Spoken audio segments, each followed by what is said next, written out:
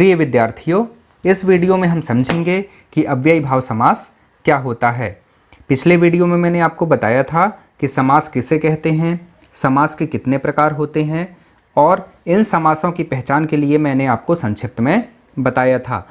यदि आपने उस वीडियो को नहीं देखा है तो डिस्क्रिप्शन में उसका लिंक दिया हुआ है, आप जाकर उस वीडियो को देख सकते हैं।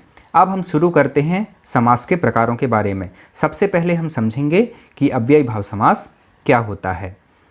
अव्ययी नाम से ही स्पष्ट है कि इसमें कोई एक पद अव्यय होता है। अब हम देखते हैं कि कौन सा पद अव्यय होता है। यहाँ पर लिखा है जिस समास का पूर्व पद अव्यय हो, क्या हो? अव्यय हो, उसे अव्ययी भाव समास कहते हैं।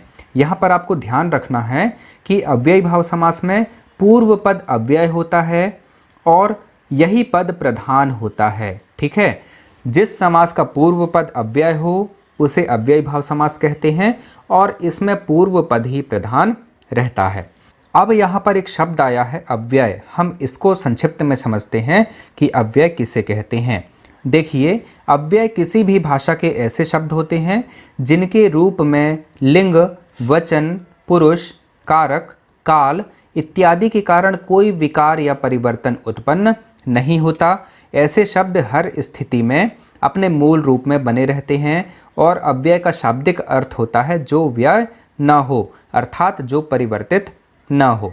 जैसे जब, तब, उधर, वहाँ, इधर, कब, क्यों, और, तथा, एवं, किंतु, परंतु, बल्कि, इसलिए, अतः, अतएव, चूंकि, ये सभी शब्द अव्यय हैं।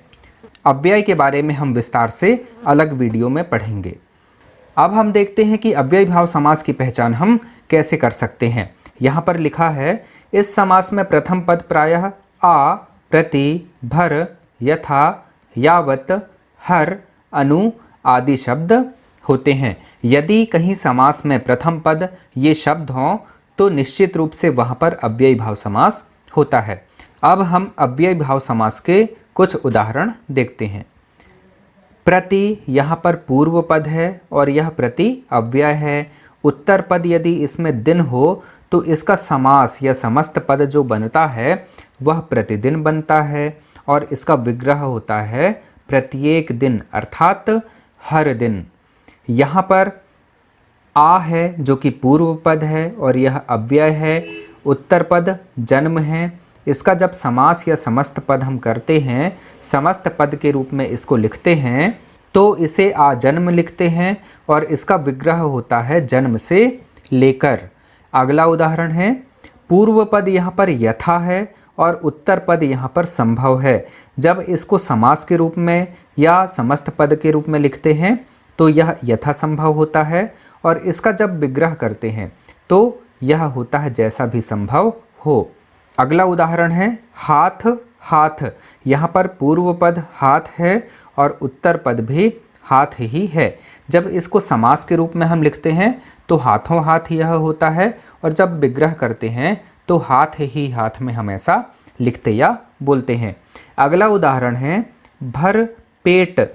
यहाँ पर प्रथम पद अव्यय भर है और उत्तर पद पेट है। इसको जब समास के रूप में लिखते हैं तो भर पेट लिखते हैं और जब इसका विग्रह करते हैं तो पेट भर के ऐसा हम लिखते हैं। इसके बाद प्रतिकूल, यहाँ पर अव्यय पूर्व पद प्रति है और इसमें कूल उत्तर पद लगा है।